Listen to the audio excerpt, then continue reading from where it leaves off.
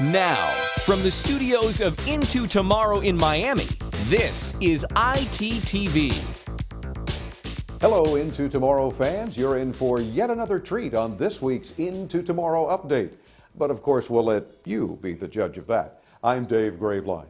Wish you can speak text messages to friends while driving? Rob will show you how. Want to be in the know and stay current with all the tech news? Subscribe to our free once-a-week tech newsletter. It's packed with some of the most important tech news of the week, tips and listener thoughts that are sure to keep you informed and entertained all the way into tomorrow. It's easy. Just visit graveline.com or intotomorrow.com and type in your email in the sign up to receive our free weekly tech newsletter. It's time for our look back at this week in tech history, but Chris is a bit under the weather with a sore throat. Aww. So sitting in for Chris, here's Rob. Thank you, Dave. This week in 1842, Samuel F.B. Morse laid his first telegraph cable in New York Harbor between the Battery and Governor's Island. This is the same Sam Morse of Morse code fame, you know, ... In 1998, Microsoft and prosecutors for the U.S. Department of Justice and 20 states met in federal court. It was the beginning of the antitrust case against the Microsoft Corporation. Back in 1879, after 14 months of experimenting in Menlo Park, New Jersey, Thomas Alva Edison succeeded in producing a working prototype of the electric incandescent lamp. It could burn for 13.5 hours. Wow. Almost as good as modern bulbs. And in 1982, Epcot, Experimental Prototype Community of Tomorrow Center, was dedicated by Disney chairman E. Carden Walker at Walt Disney World in Florida. He said, "May Epcot Center entertain, inform, and inspire, and above all, may it instill a new sense of belief and pride in man's ability to shape a world that offers hope to people everywhere." That's our look back at this week in tech history. Now, back to you, Dave. Thanks, Rob. I'll give you a little time now to get over to your product spotlight set. We've done our show from Epcot a few times and have always had fun there. Have you ever been convicted of DWT, driving while texting? You know who you are, and you should not be texting while driving or operating a train or doing anything else that would be unsafe while looking at your phone. Rob's up next with a good solution for you. Speaking of phones, where's my phone? That's right, Dave. There is hope for DWT-ers, or driving while texting-ers.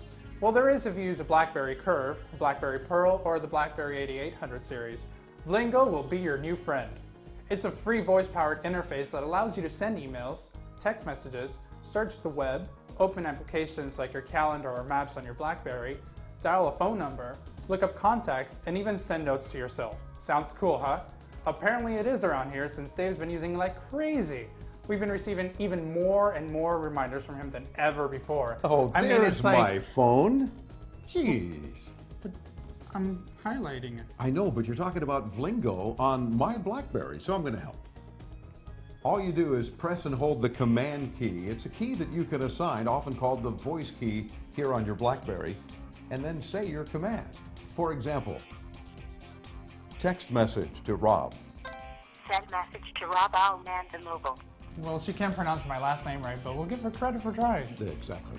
Then press and hold it again and leave your message. For example, are you available for lunch on Wednesday to discuss your possible raise? ? I said possible! ! Yes, you do have to pronounce the punctuation marks, but the neatest part is that you can edit the mistranscribed words by highlighting the word and selecting one of the alternative words they give you. I love that feature. Want to send yourself a reminder? Just say, note to self, then speak your reminder. You can adjust how you want to be reminded, choosing from receiving an email or a text message, for example. I'm not thrilled about how it sends the reminder as an email because it displays the message in the subject line and in the body of the email.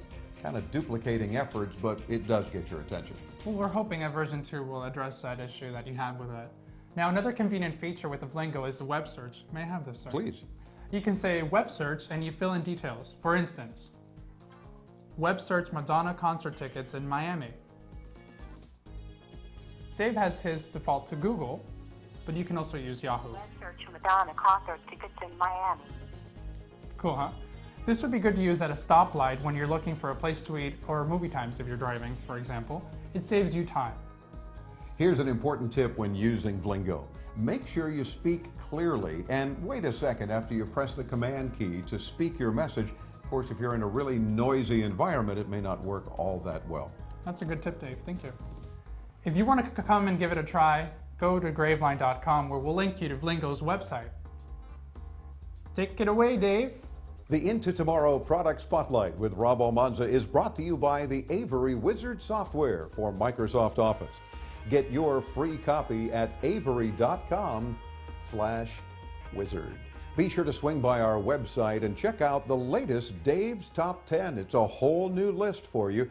And if you think there's a product that should be considered for Dave's Top 10, be sure and let us know. Check it all out at graveline.com or intotomorrow.com. Don't forget your tech appointment every week with us right here on your favorite web video platform as we bring you further into tomorrow.